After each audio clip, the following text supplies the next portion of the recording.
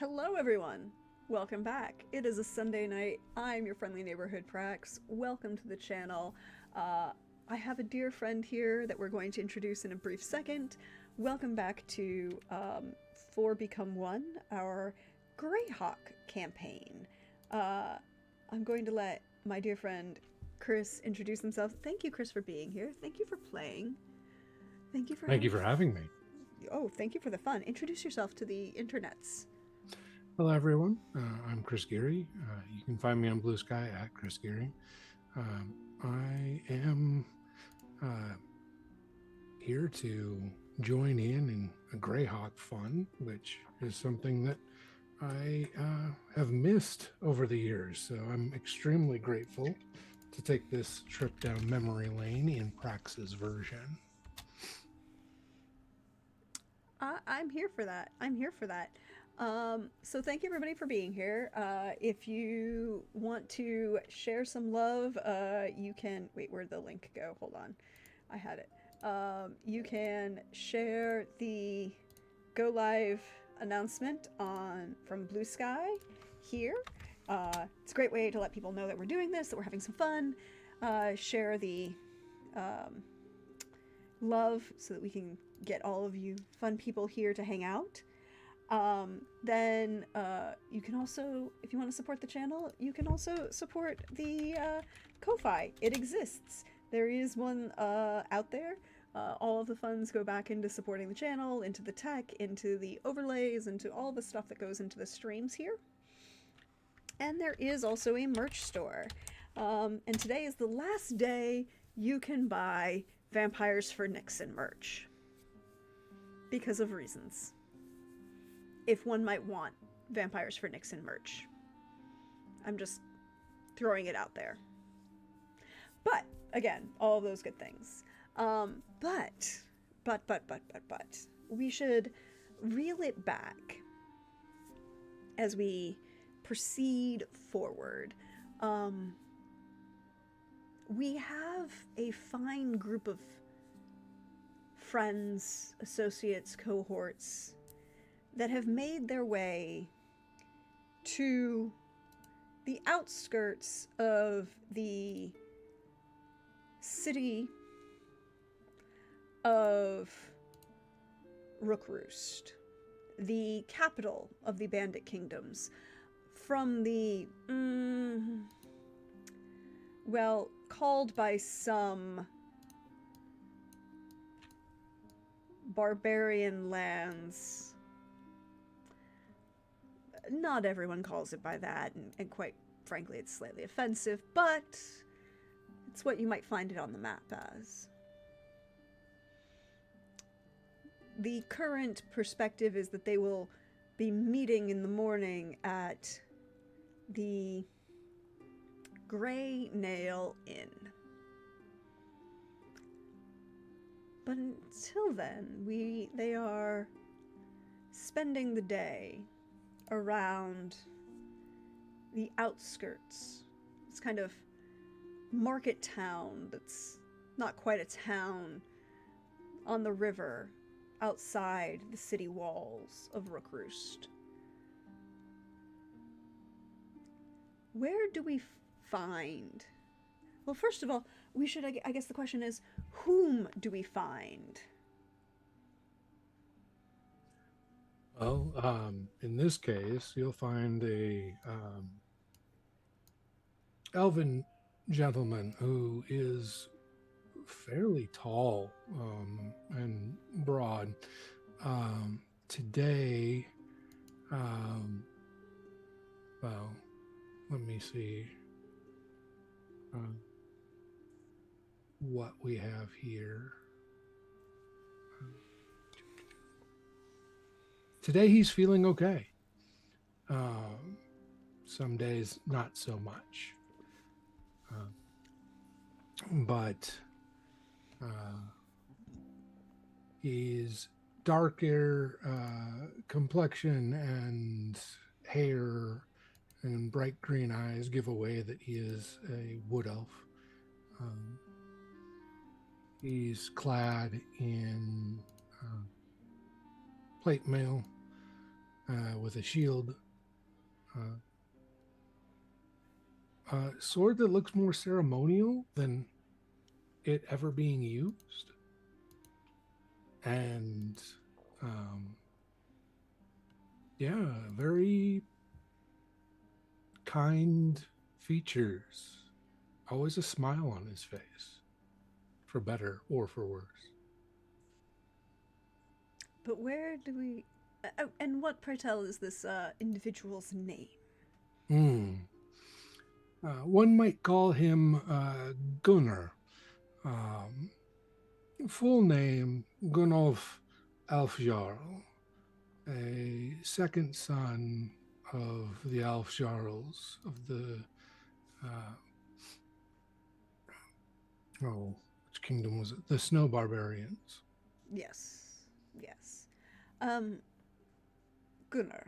Where do we find Gunnar making his way right Uh, now? right now, you find him perusing various trinket shops and stands in street vendors, looking for something to purchase for his nephew, whom he dotes on fairly regularly. And no matter where he ends up taking a trip, always tries to find something to take back. So I guess the question is, what are we looking for? That's a good question.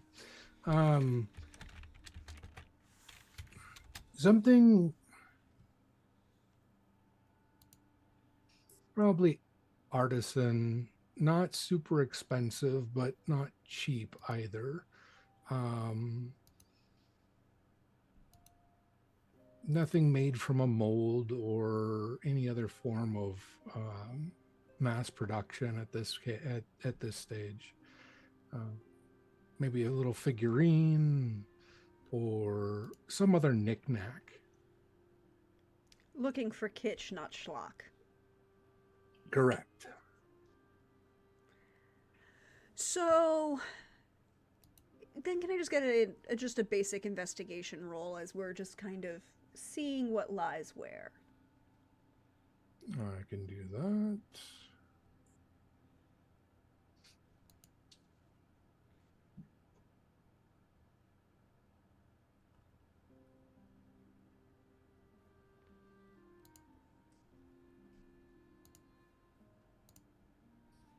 $12. 12. 12 is not bad.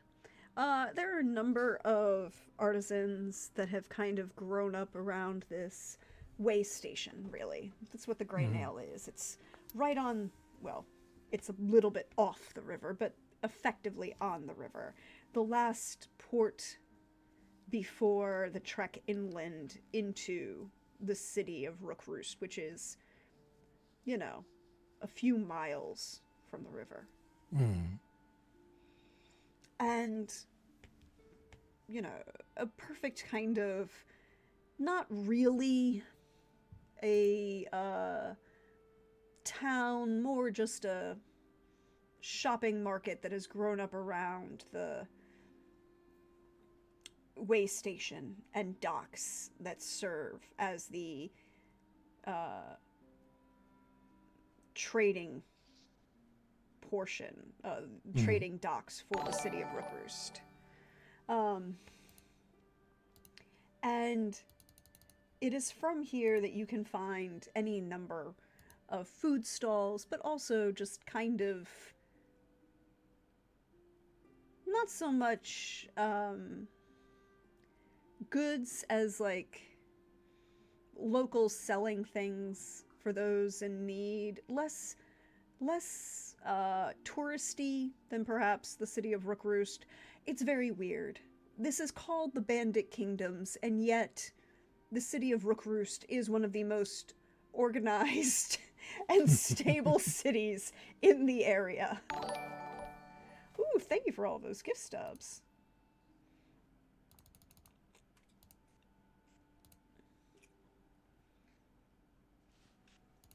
Oh, look, we have a hype train going.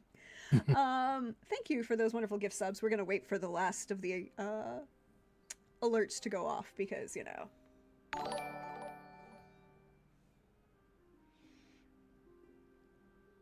They're fun alerts.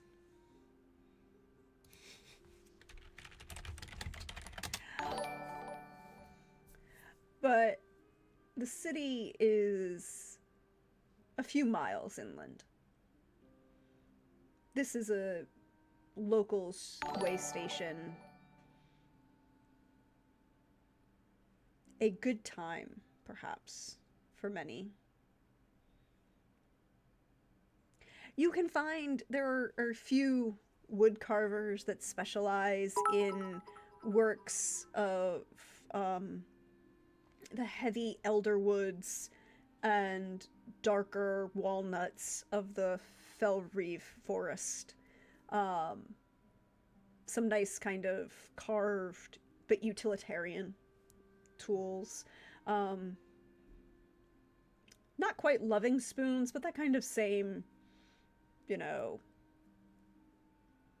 both artisan and use items. Okay. Yeah. You can they kind of like look like those, you had them in like the 30s and 40s and 50s. The tourist spoons through Europe, as everyone who took the grand tour got those little spoons for every little country. Yeah. Uh-huh. That kind of same thing, but made out of like this dark walnut and this like heavy elder wood. Highlighting the different, you know, there are a couple ones for deities, if that's something that one's interested in. They're willing to carve pretty much any shield or coat of arms that one might wish. But lots of little things like that you can find. And there's a little shop off to the corner on the edge of one of these little like market streets that leads to the tavern that is the way station. And you can find the owner is a slightly heavy set half-orc. With the very large drooping grayed eyebrows that you're just like, these could be styled, they're so long. Perhaps one might need a curler for them, but they're very distinctive. A gentleman whose skin tone is shifted from that kind of darker green to kind of more like a, well, unfortunately there really is only one shade that can work with that army drab green. That's not green in any way, shape, or form, but is called that. And he sits there at the side of a small stand with a number of different pre-made options available, but is willing to work with anything that you wish to design. You said that there are some already carved to deities? Yes. Basically, all of the major. Okay. Is Cord one of them by chance? He's not major, so. Let's see.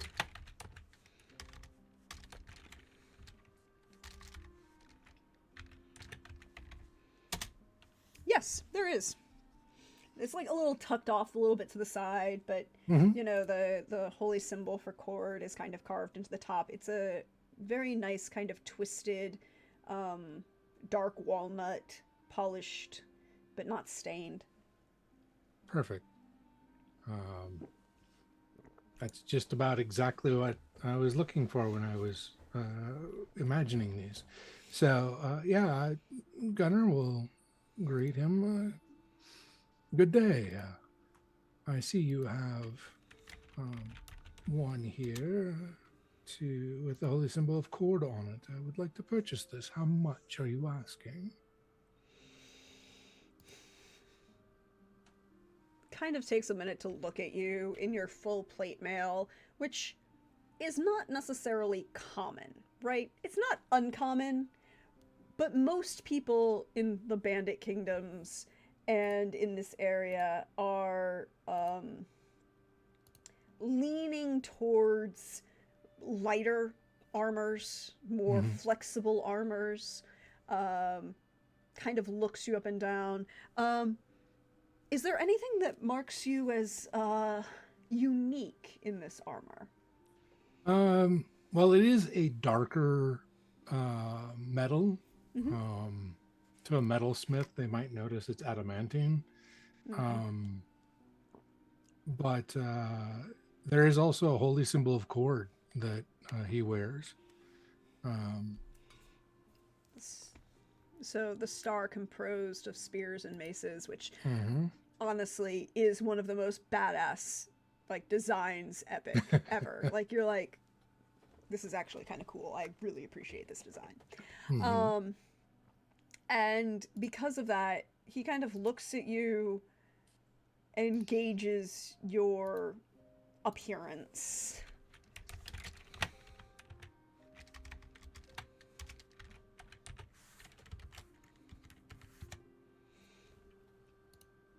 Three silver.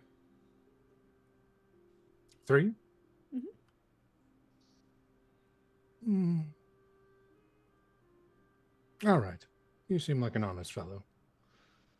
And he'll hand him 3 silver. Thank you, sir. And he'll kind of, it's like, do you need it gift wrapped? Oh, if you would, that'd be lovely. He kind of takes that with a cloth and a little bit of mineral oil to kind of polish it up and wraps it in a cloth that he wraps into paper, and he ties with a string in like a kind of dark, not quite black, I want to say like chestnut dyed string, right? Like that kind of Mm-hmm. very, very dark walnut chestnut dyed color. And he dribbles just a tiny bit of wax on before he imprints the seal with his maker's mark on them, and kind of hands it off to you, along with a small jar of the mineral oil. He's like, here for your anything that you need. Well, thank you. You That's know, it's like just the little like yeah, tasting jar kind of size. perfect. Thank you, sir. This is going to make a wonderful gift from my nephew. And he'll tuck it away in his bag and kind of look around the city or the area a bit and wander off towards the inn. Is there anything in particular, a place in particular you're wandering? You're just wandering. Just wandering, trying to get a feel for the area. But really, his biggest goal, honestly, is what he did just now. Anytime he goes somewhere new, after that, it's whatever the quest or mission is. So I have a question. Mm-hmm. It has been a slightly long travel from the kingdom of Mm-hmm. Schnai, in the Mm-hmm. east, across the, excuse me, across the Grendeep Bay, over the Rakers, through the Duchy of Ten, up the river to Rook Roost, or Mm-hmm. well, the way station, the last night before you get to Rook Roost. Mm-hmm. My question is for you. How was that travel for you? Mm. It had its ups and downs, no pun intended. Um, and some days were better than others for him. A couple of them were, he struggled a little bit with excess fatigue. Uh, Still dealing with the long term effects of surviving the Red Death. But for the most part, he does it all with a smile on his face. Um,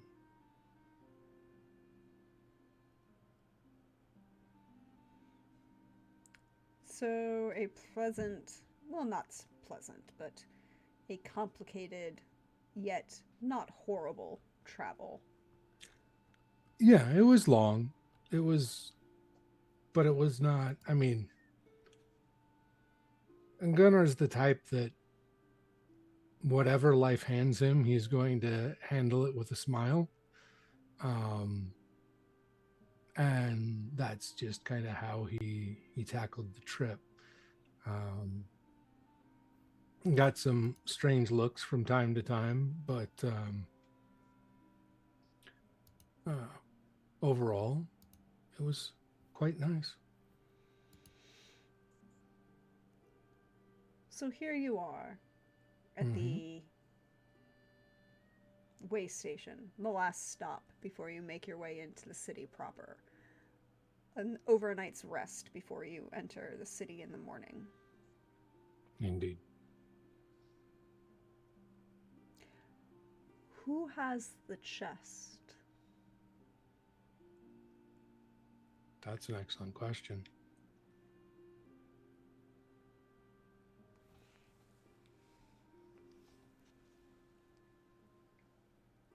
If no one else had volunteered of the group already, then it probably would have been Gunnar. Yes, I don't think currently it has not been.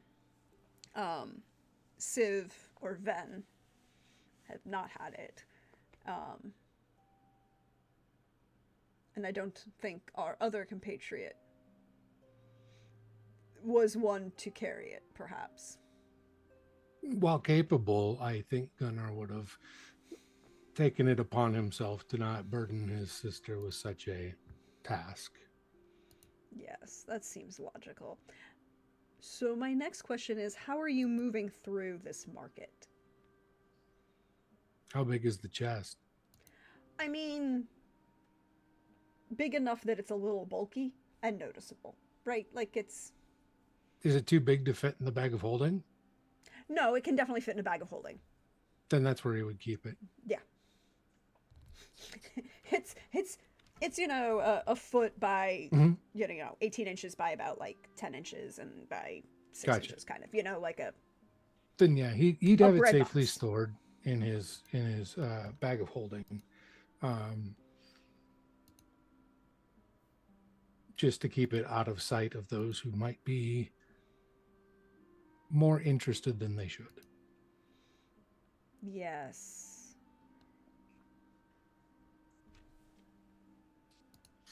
Excuse me. So perhaps my question is, can you just roll me a perception as you move through Yes. this market district that's grown up around the way station? 12. 12? Yep. Is that higher than your passive? No, it has to be lower. No, it's 3 lower. My passive is 15. Okay.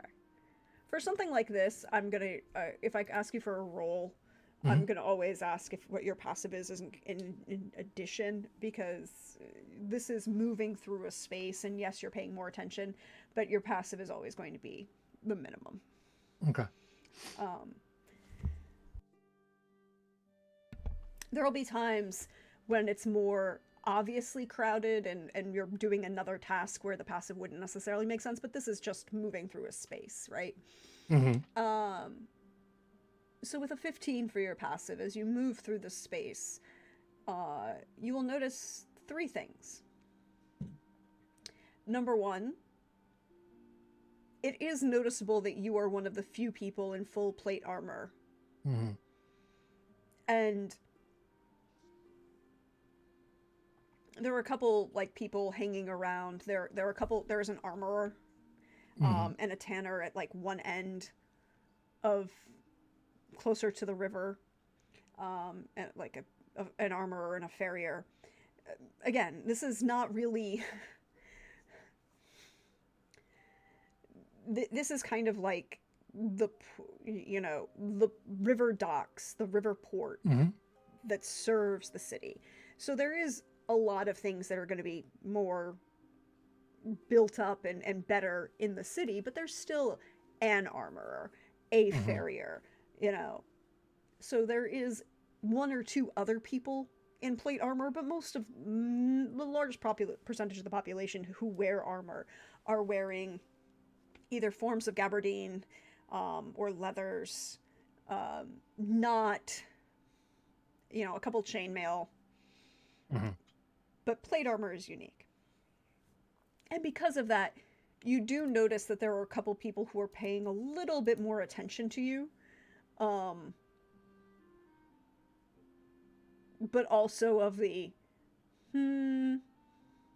pulling that level of, you're unique, plate armor is worth money, but you're wearing plate armor, it's not worth my effort, right? Like, yeah, not the kind.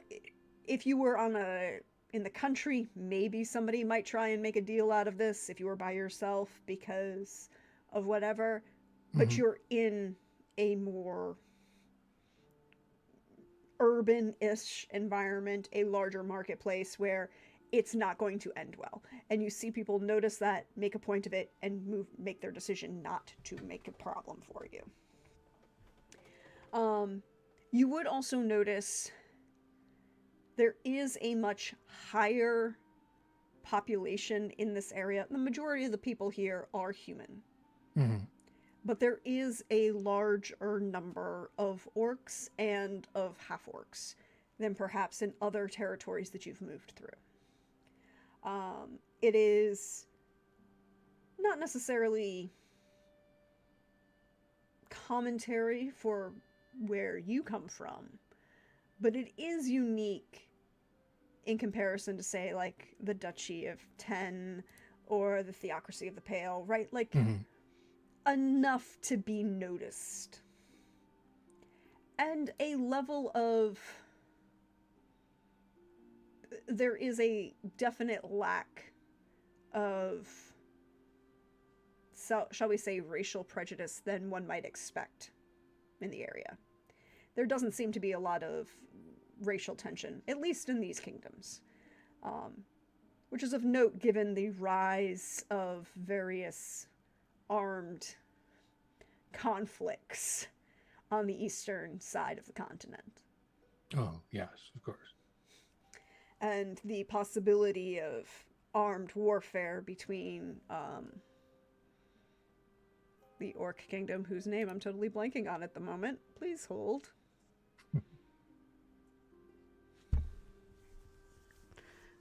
As it loads.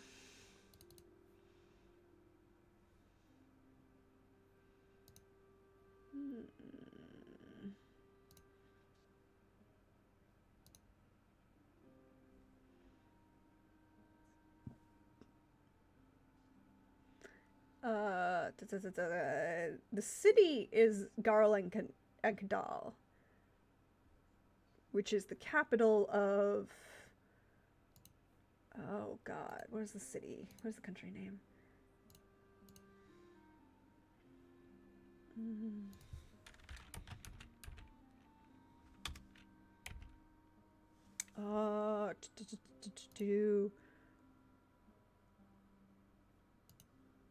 Garikandal. Garikandal. Enkdal.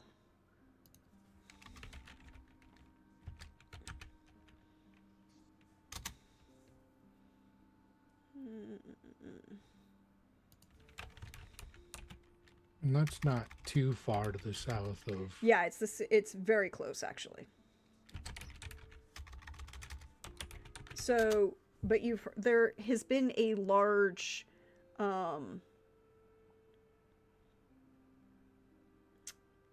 tensions between the city of Garrick and Kandal and the nation of the Duchy of Ernst and the County of Ernst. All, the kingdoms just south of the bandit kingdoms. Yes. And rumors of armed conflict. But this close to Rookroost, those conflicts are not currently making their way. They're at least not to your eye. Well, that's good news. But as you make your way through this way station market area. Could I please have you roll me a religion check? Hmm. Okay, I'll absolutely do that. 18. 18. There's a heaviness as you kind of move your way through this area, this kind of small marketplace. That's, Mm-hmm. a couple, not really streets, but lanes that have kind of grown up among stalls that lead to the Grey Nail, which is it's a large way station tavern inn with a, like an actual way station with carriage rests, Mm-hmm. a carriage inn, we might call it. But as you kind of work your way through the area, you feel that kind of haze, that kind of what we might call highway hypnosis, right? Mm-hmm. Not quite sleepy, but just kind of seeing but not seeing what's in front of you. Okay. But there's this feeling in your mind. It's almost like Cord is trying to draw your attention to something. I will lean into that feeling and let my eyes be drawn. Because a lot of times with that haze, it's almost like tunnel vision. Mm-hmm. You're only seeing what's immediately in front of you. And so Gunnar will just kind of be like, all right, I'm listening. And he'll just kind of mentally let go of trying to control what he's looking at, if that makes any sense. Yes. And as you let go, move yourself through, you kind of start meandering just a little bit off the movement of the general pathway, right? Because this is a market stalls. Mm-hmm. There are a number of slower moving people on the sides. They're stopping at each of the stalls and faster moving traffic through the center. But you kind of weave your way to a break between a couple of these stalls and move away almost closer to the river, a little bit south of where the docks are, where the bustle of people loading and unloading river barges is occurring. Mm-hmm. And there's a couple small felled trees along the riverbank. Not quite benches, but perhaps one might take advantage of if they wish to just sit and look at the river. And there's a feeling as you look out at the river of a flash of just this little sparkle, almost like starlight on the water. And you feel this kind of dream state. Not quite a dream, but that attention of the divine on you. Your mind goes back. When was the first time you've ever been to Rook Roost?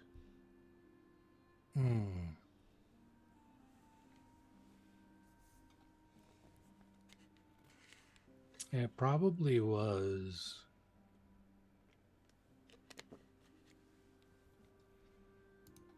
in my early 60s when I was staying with the other kingdom. They had sent me as a representative, partially because they thought I was expendable in case something were to happen, but also because they needed someone of noble heritage to fulfill the trade. We were carrying, it was ceremonial to symbolize some form of alliance or pact or something of the nature. My adopted father didn't tell me what. He just said I needed to go, and I did.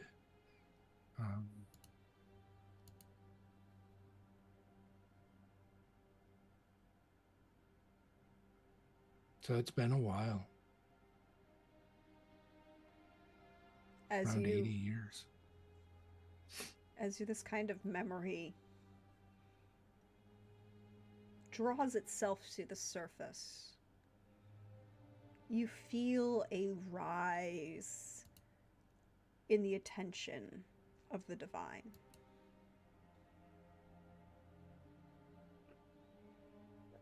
And you feel it focus on the river. Again, you're a little further down the river, away from perhaps what others might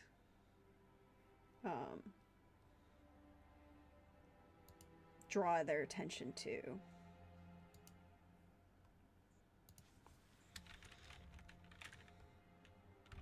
And you feel something moving, perhaps, there's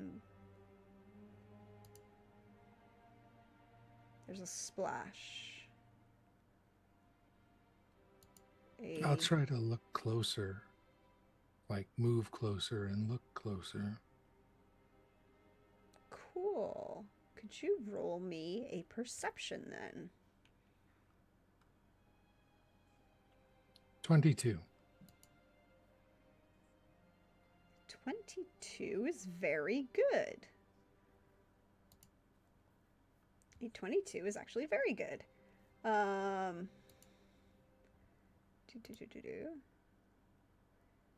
And there is movement in the water that seems to be moving towards you. It looks like a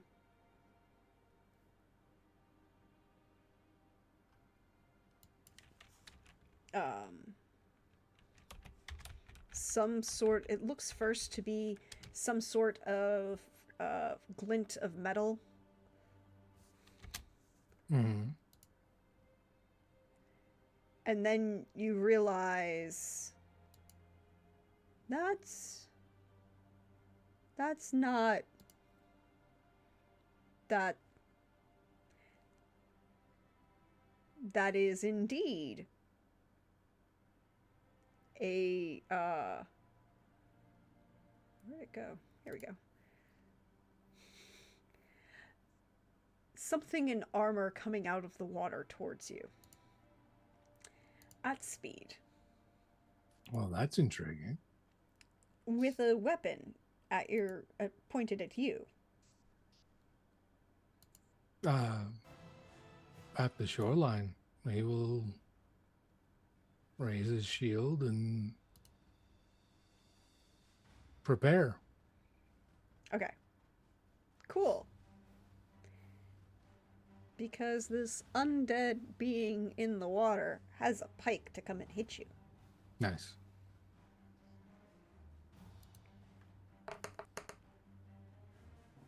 So that's a 19 to hit. Does not hit. Made a 22. So the first kind of stab as it brandishes come out of the water, you see this heavy bronze pike head burnish itself out of the water even before the rest of this creature emerges. And then, excuse me,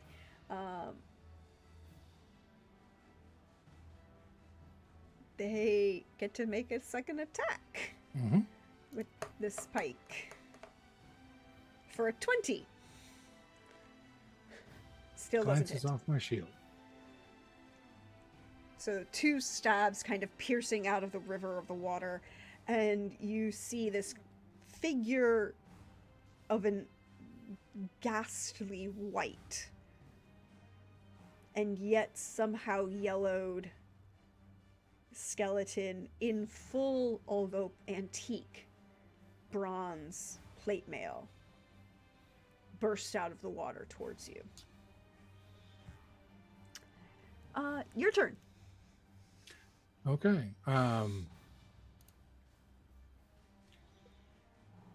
Gunnar will actually use his action to disengage and pull back to lead the assailant further onto shore. Yep. And so that's, not that far, but just close enough that it's easier for him to combat the undead warrior. So basically you're taunting them. Yes. Could you roll me an intimidation? I can attempt to do that. Or you could use your persuasion, either one. I'll go with persuasion then. 25. 25. You can definitely see this undead individual coming out towards you, but you see also a couple more, and I mean that literally 2 more, kind of flanking up next to this commander, perhaps. Individual who is definitely, obviously, more officer than the other 2 individuals. They're both human. They're all humanoid skeletons. But they are undead skeletons that are making their way uptown to you. All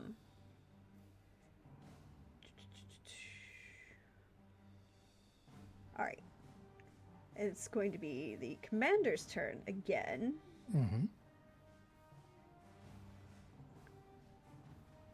Okay. They're going to try and hit you for a 21 exactly. Rolled a 16 plus 5. One shy. Huh? You need a 22. Oh, 22. Never mind. 22, yep. Made it 21. And he's going to use his bonus action to direct the other undead to make their own attack, adding a proficiency of the commander, which is nice, even better. Okay, so plus an additional +2. Okay, so 2 with a short sword,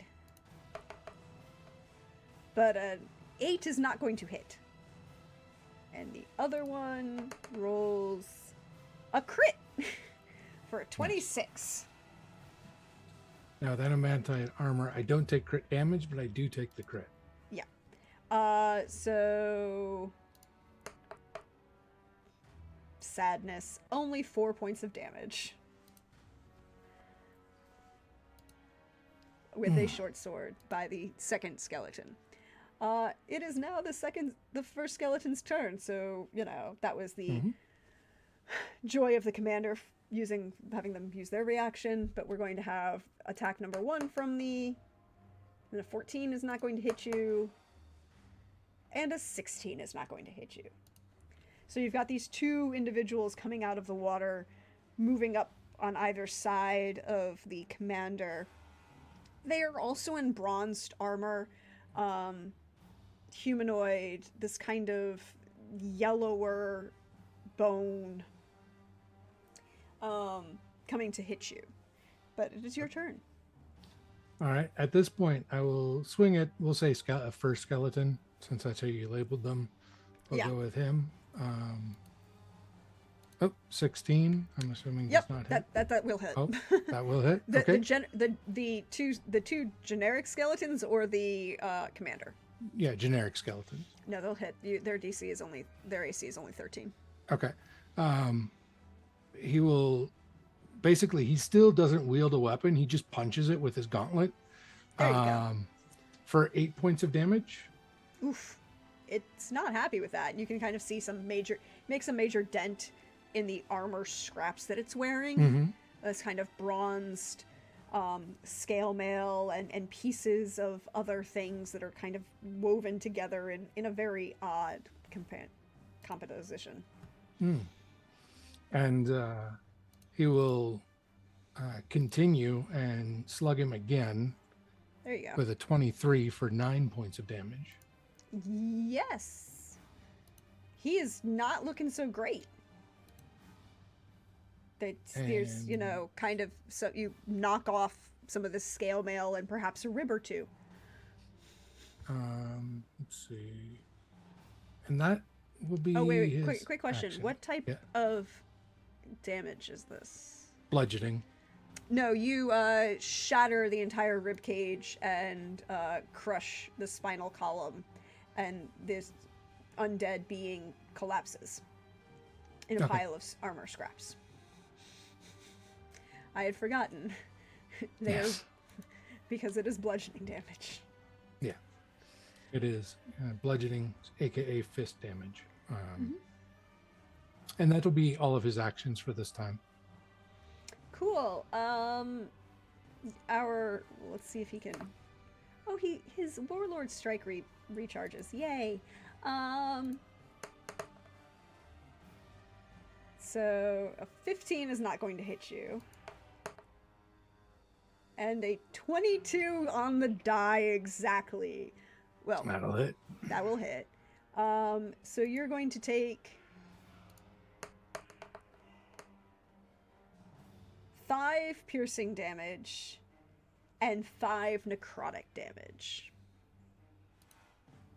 Got it. And I need a Constitution saving throw. Oh, good luck. 20. You're fine.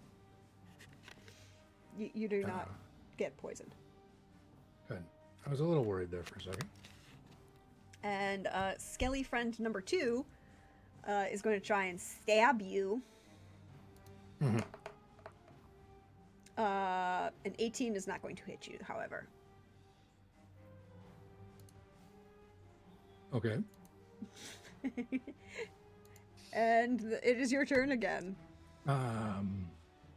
He'll turn to, again, the other henchman, so to speak. Mm-hmm. And 18 to punch. 10 max damage. Yep. So, how do you want to destroy this individual? Right through the chest. Just boom. Right through, Sub-Zero's punch all the way through the chest and pull the spinal column out the front. Yeah, there we go. There we go. Might as well, because you can. And then turn my attention to the commander. I only rolled a 14 to hit the commander. Commander has a higher DC. Yeah, AC. I figured. So he actually has actual splint mail armor. Mm-hmm. It doesn't look in great condition, but it's much fuller. Well, you've killed his companions. He's got a long, pointy thing, however, he is going to try and hit you with. Appreciate that. A 10, however, will not work. But a 22 will, apparently. Yes, it will. The second time I rolled a 17. So you are going to take 10 piercing damage. Ouch. And 5 more necrotic damage from our skelly friend. Could you please roll me another Constitution saving throw? 18. You're still good. That necrotic is not poisoning you, it's just stabbing you. Good. Next, I will I'm assuming it's my turn now. Yes, it is. It is your turn. Okay. He only gets to make 2 attacks, I'm sorry. No worries. And you killed his friends.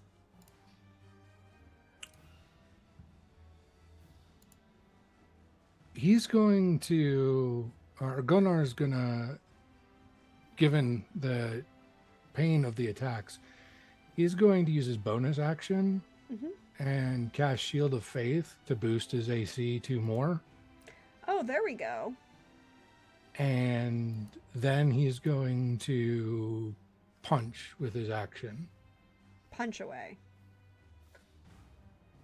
And first attack is a 20 to hit. 20 will hit. And 9 points of bludgeoning damage. He doesn't like that, but he's still very up. Second attack. Yep. 26 to hit. Yes. And 8 bludgeoning damage. Yeah. You've done some serious damage. You can see like some bruising and well, you may call it different bruising, but he doesn't have any soft tissue, so no, you don't actually see any bruising. You see some chips and bone and mail. Okay, yeah. Then I will end my turn. Okay. He's going to swing the pike around and try and hit you again with those pike. That's a painful pointy stick. For a 24. That'll hit. He rolled a 19. Thanks. For 6 points of bludgeoning damage and 5 points of necrotic damage. How are we looking? A little under half. Oh, yeah. There you go. And he's going to try and hit you again because his friends are gone. Do I need a con save? No, you passed 2, so okay. You do not need a con save. If you pass 2 in a row, you're fine. But a 16 is not going to hit. Okay. Right? Like a 16 is not going to hit you. No.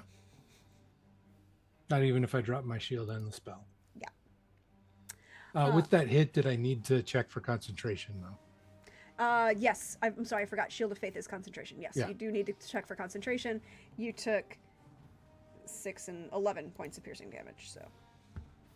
I rolled a 19. You're fine. Okay. Just checking. I knew I needed to roll a con save for something. Yeah, Shield of Faith. It's fine. Remembering Shield of Faith is good. Thank you for remembering for me. Yeah, no problem. But I believe it is your turn.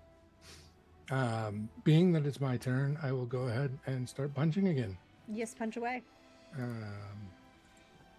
21 to hit. I assume still hits. That still hits. 7 bludgeoning. Yep, he's not looking so great. You've kind of 20. Yep. And 5 bludgeoning. Yep. He's definitely looking messed up. I'll use my bonus action for action surge. Yes. And 8 does not hit. 8 does not hit. And a 14 does not hit. Well, that was a waste of an action surge. Nope. But you tried. You kind of. I did try. He actually kind of bought. It's one of those last 2 hits. The first 2 hits kind of knock him slightly to the side. He's kind of wavering in a what one might call concussed state. If he had any soft tissue to concuss, but he doesn't. He's a skeleton commander.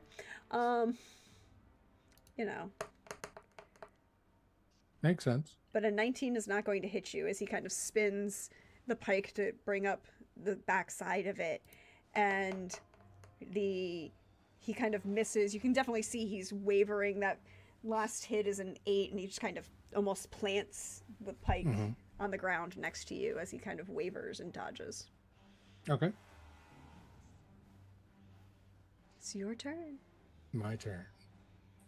I will go ahead and just keep swinging right now. 18. Yep. 8 more bludgeoning. How do you want to do this?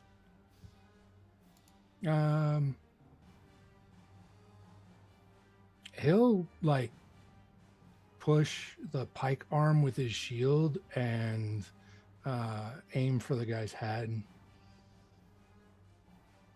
Kind of positioning him with his shield arm, and then just punch him straight in the face.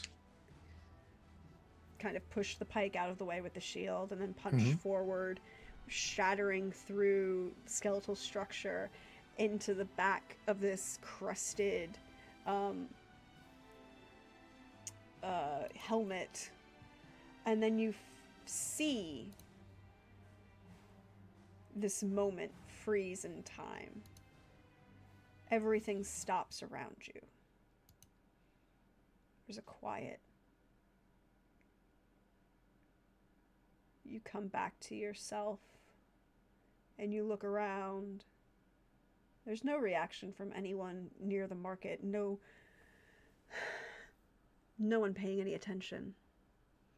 The water itself is calm. The feels of the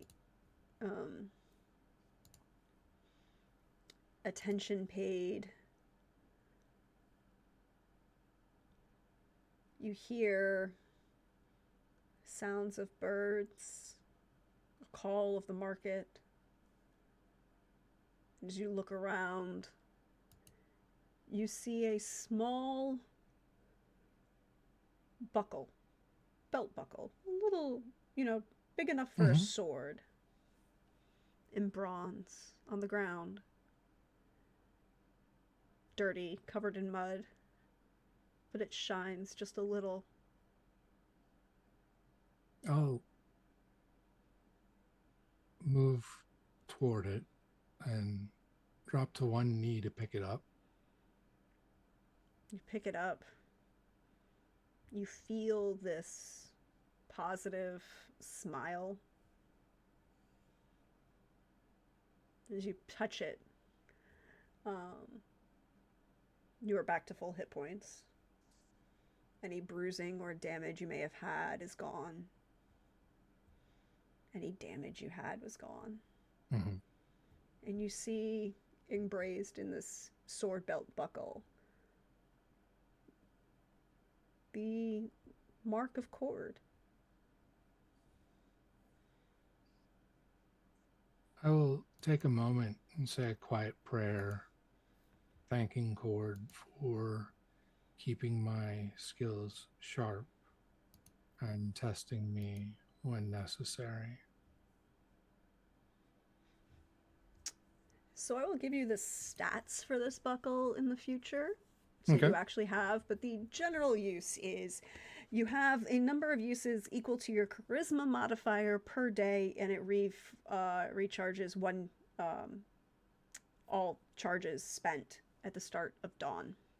Okay. And you can, as a bonus action, you can activate the holy symbol of Cord to give yourself an additional D4 of damage. Nice. So similar to divine favor kind of idea. Yeah. Nice.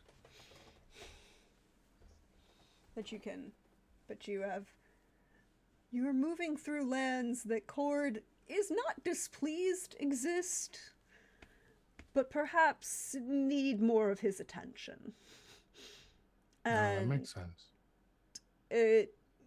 You do serve him well.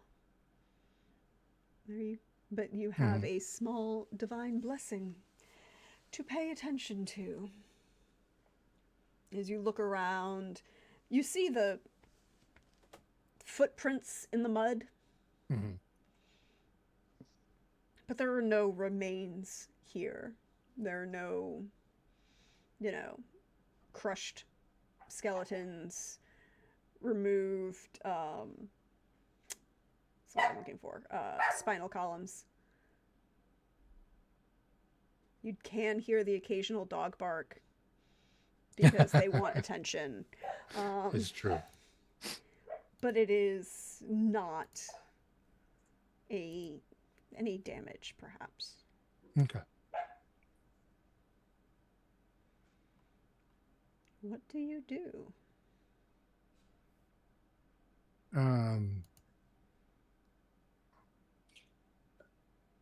Once the prayer is finished, he will get up and kind of like clean himself off as best as he can and head to the Grey Nail to actually like take a load off, literally.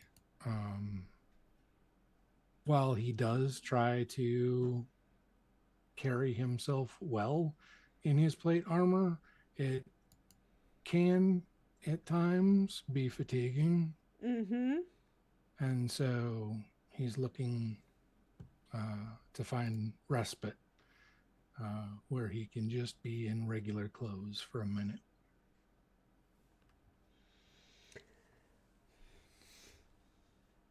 There, the proprietress of the Grey Nail is an older woman, tan skin, steel gray hair that she's pulled back into a tight bun at the back of her nape with intricate braids that perhaps if she had pulled the pins on and let the braids fall would might hit the floor themselves. Hmm. Um, Dressed in serviceable um, clothes of like a heavy cotton and wool, um, not in a kind of like dark rust tan colors. Not anything really wealthy, but well made. Um, Money had been spent on clothes to last rather than perhaps fashion or Mm-hmm. anything else. She wears like a split skirt, long, and no one seems to challenge her as she directs the various other 3 or 4 serving girls in the Mm-hmm. area. Um, you all have your own rooms that you've already been booked into because you came in earlier, Mm-hmm. and are more than able to make your way up to the second floor. Off There's a side hallway off to one side that your 4 rooms are kind of like 2 and 2, and that's the edge of the whole hallway. Mm-hmm. Um, which room would you have taken? Um, Probably whichever one would have been least defensible. So one of the outer Yeah. 2, perhaps. Knowing Um, that his sister would probably take the other because she would want to rush in full force and he'd want to be there. Um, yes. Um, your sister. No one else is currently here. mhm. Um, Everyone else is either wandering the market or perhaps engaging with some very nice food stalls or something. Just engaging with the rest of the um, uh, way station. Mhm. And you can hear just barely the sounds from the lower floor of the common room. That low level din that kind of fades into white noise Mhm. once you're up here.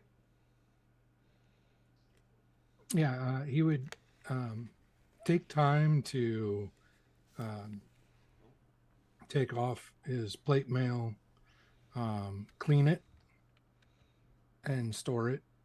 Um, this seems like a fairly decent place that deals with travelers, so I'm guessing there's some sort of foot locker There's a that he can. footlocker, and there's even a standing wardrobe.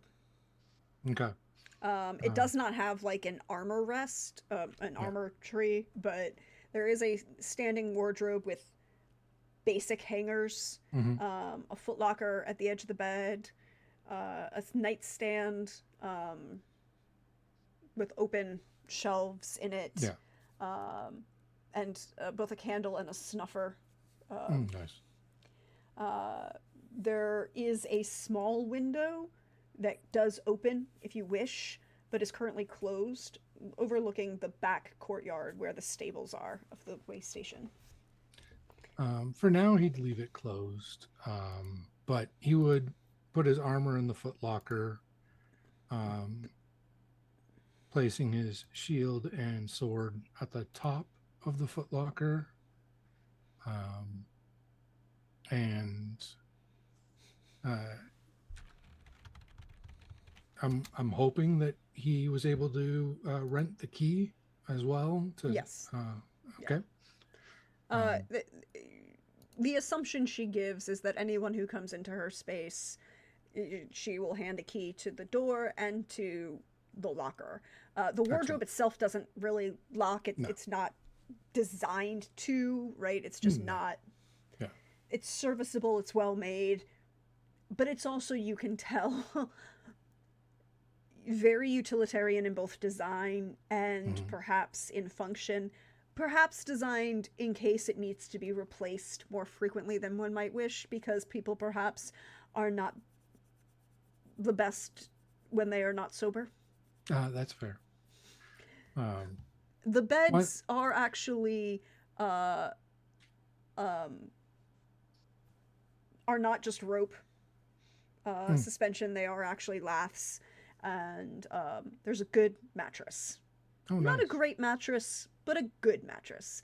One that handles the wear and tear of. Gotcha. Cotton and batting and fleece stuffed rather than perhaps straw Mm. and muslin. No, that works quite well. Once he's done with that, he'll change into his nicer set of clothing for when he's relaxing. Mm-hmm. He is a noble after all. Um, and we'll double check that the footlocker, or not the footlocker, the wardrobe does not lead to Narnia. Um, You can roll me an investigation. okay. Because you never know. Mm-hmm. 11. I still probably don't know. Um, No obvious doorways to unknown planes of existence, but they've been known to hide. that's true. That's true. And then he'll make his way down Mm-hmm. to the common area and uh, order himself a whatever they have that seems to be their specialty. Um, Mostly smoked meats and stews. Okay. You know, a really good balance of some, you can kind of smell it on the Mm-hmm. air. Really good smoked pork, whole hog smoked Nice. pork. Um, and a couple stews. There are like two stew options that are available, one purely vegetarian, and one, or excuse me, there are three: one vegetarian, one fish option, and one mutton option. Okay. Being that he spent many years with humans, he'll his elven sensibilities are not so anti-meat as they as others might have them to be. Mm-hmm. So he'll have the vegetarian stew, but he'll also have the smoked pork that smells quite delicious. Um, Yeah, it's a basically, because you're dining and staying, the mhm. assumption, you know, your meal is included. You get dinner and a breakfast Oh, excellent. So included. you pay a pretty penny, but you get all the things you ever need. Yes, this is an establishment that is designed to service travelers on that last leg just before they get to the city, or merchants who are loading and unloading at the river. Not not the height of fashion or by any means, but good, serviceable home cooking run by someone who isn't trying to drive anybody out of business, Hmm. and will, you know, good solid customer service. I dig it. So he'll take advantage of, or I guess not take advantage. He will fully use what he paid for, Yes. um, and um, get something hot to drink, a tea, a cider, coffee, There's whatever it is, something warm though. there is a tisane and a hot cider on offer. Let's do the hot cider then. Okay. It's that low level, not quite alcoholic cider. Hmm. You know what I mean? It's Yeah. just enough alcohol that it's slightly fermented, but not in any way like we're talking like maybe 1%, 2% ABV, right? Mhm. Enough to kill anything that would be in the water that you can't drink anyways. Perfect. And it's a good cider. Not great, but good, right? Yeah. The smoked hog, however, smoked pork, pulled pork Mhm. shoulder, um, very good. Obviously, she Mm. spends money on the spices and the shipping of the Mm. spices. We're not gonna ask You don't. where who she's got to deal with in ways, but this is very flavorful, very well seasoned. If one were perhaps to make a comparison, we're talking Georgia, South Carolina, whole Hmm. hog barbecue, low, slow, mesquite and well rubbed kind of stuff. Yeah. And if you know, you don't ask any of them what they season with because that's just not okay. Well, first of They all, won't tell you anyways. yeah, exactly. They're not going to tell you, and they just want you to know any of that. Mm-hmm. Because that's some sort of family recipe, most likely. Yep, probably.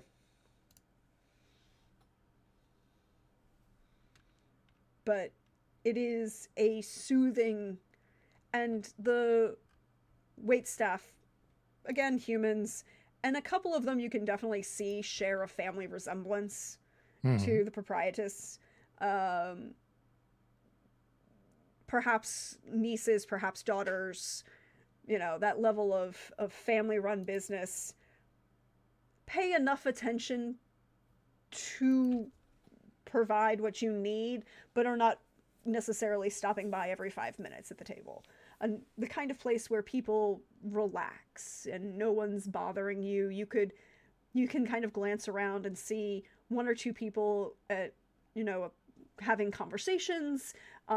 There's a musician, minstrel of some sort, closer to the fire, the large, not cook fire. This is very obviously just the fire to heat Mm-hmm. this grand central space. And there is a minstrel kind of picking a few country folk songs. Um, Not rowdy by any means. We're not talking rousing, drunk, drinking songs at the moment, but just light background music, perhaps.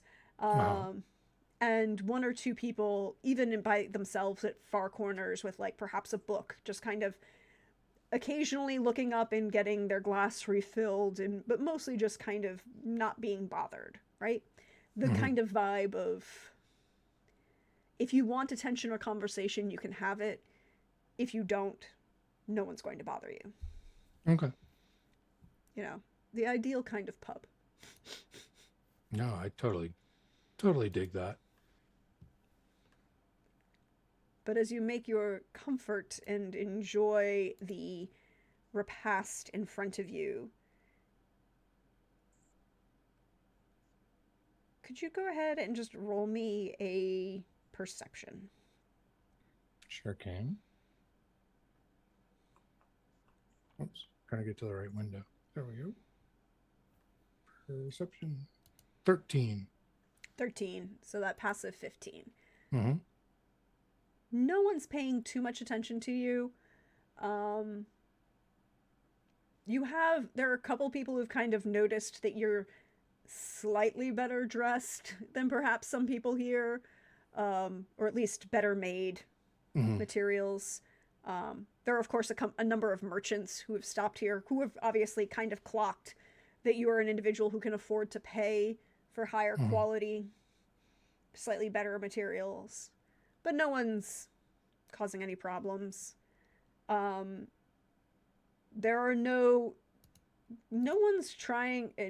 You can kind of get the vibe that this is not the place where anyone would actually try to pickpocket. Um, Well, that's good. because it becomes very obvious that the staff are very attentive and Miss Anna, as she is called, Mm-hmm. by everyone, right? Regardless of age, gender, whatever. This Miss Anna. Miss Anna. Mm-hmm. And does not seem to permit such in her establishment. It's a place to relax.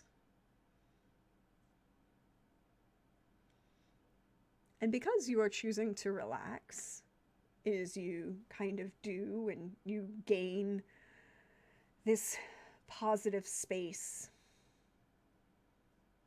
what do you do? I think once I've finished eating and whatnot, I would um, purchase another cider. And is there a minstrel? Yes, he's sitting over by the large fireplace that dominates the back wall, um, kind of picking at kind of just generic folk songs, not kind of leading, rousing drinking songs or Mm-hmm. even, at this moment, any major love ballads and grand epics. But he's definitely. He could definitely play at any of the courts you've lived in, Mm-hmm. right? Would not get turned away. He's definitely good enough. Mm-hmm. He looks to be of some kind of persuasion of half elf, uh, and that's you can tell by the ears and the slightly overly luscious black curls that he has that kind of Mm-hmm. that are just a little bit longer than shoulder length. He's got half pulled back, mostly to keep out of the strings of the lyre that he's plucking, right? This is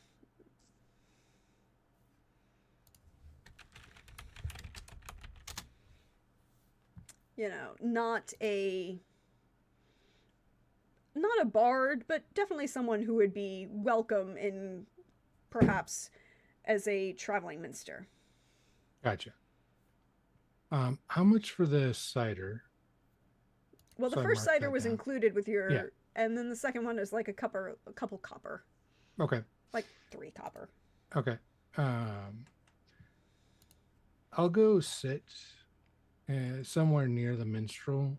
Um, and I assume there's some sort of like hat or pouch or something out for. Yeah, it's like a small, like he actually has like a small um, earthenware bowl.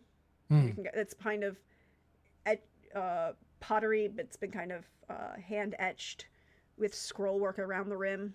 A couple copper have been thrown in there at the moment. Uh, Gunnar will put a silver in there among them and say, "Play your favorites, please," and just relax. He smiles at that and starts to shift into a couple. Hmm.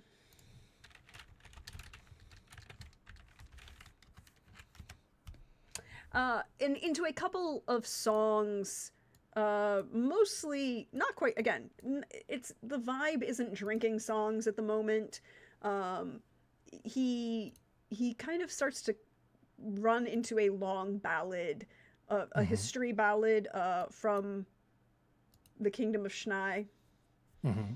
and it's interesting because it's translated, right? Like, because the quote unquote barbarian kingdoms have their own language Mm-hmm. of the northern dialects.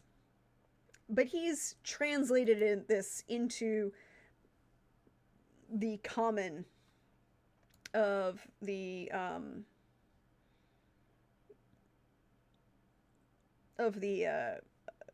general Flemings. area. And he's doing pretty well, right? Like, Okay. there's a couple lines that perhaps don't scan perfectly, but the translation is really good. The music is good, but he kind of clocked you as perhaps one from that area, and he decided to play a couple of his favorites that he may have heard from there. Excellent. He's also pretty good. Like I said, good enough to perform at the courts, not perhaps a bard. But a talented minstrel nonetheless. Exactly. And there's a very positive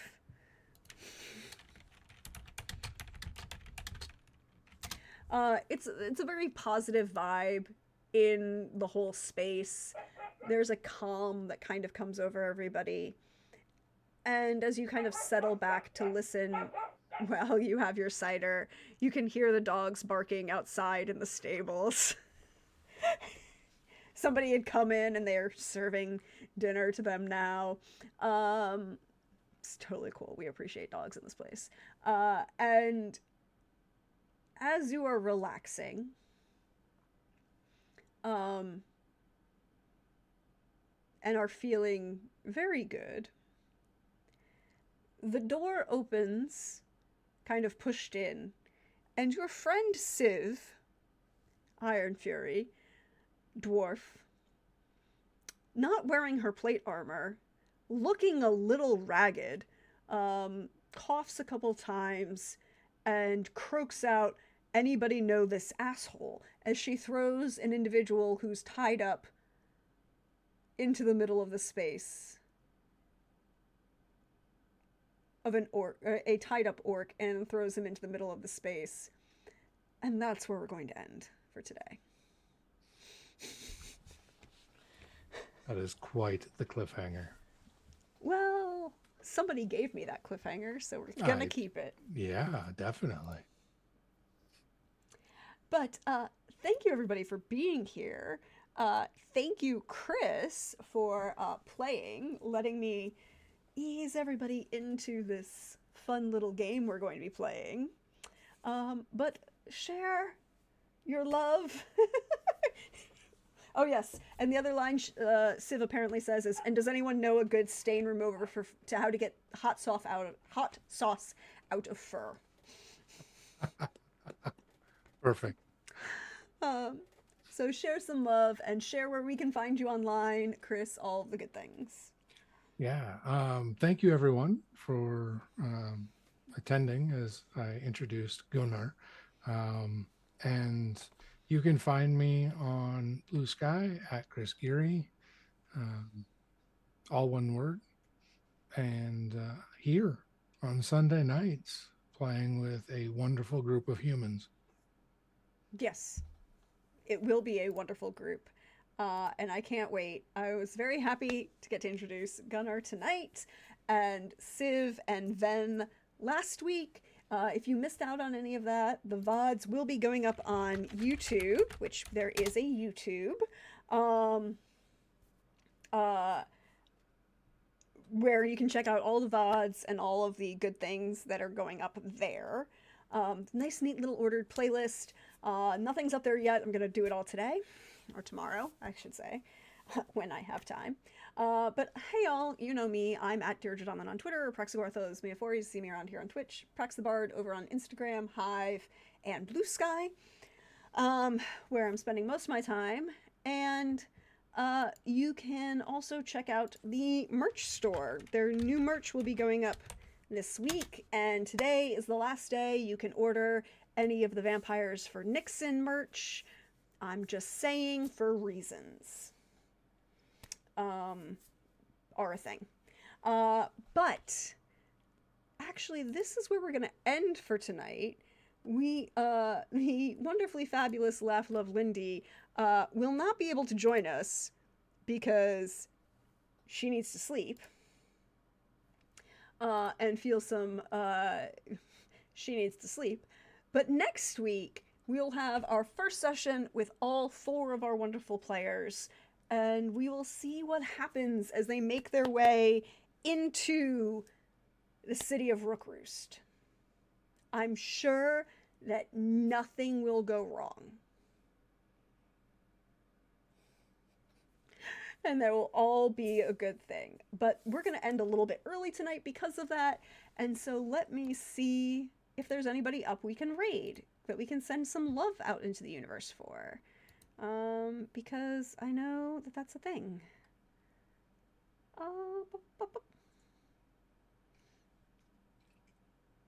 Let us raid over into Cybernation Uncensored. They are playing some Blade Runner tonight. Ooh. So send them some love and joy, and we will see you next Sunday for the first episode with all 4 of our players for 4 Become 1. Have yourselves a great night, everybody.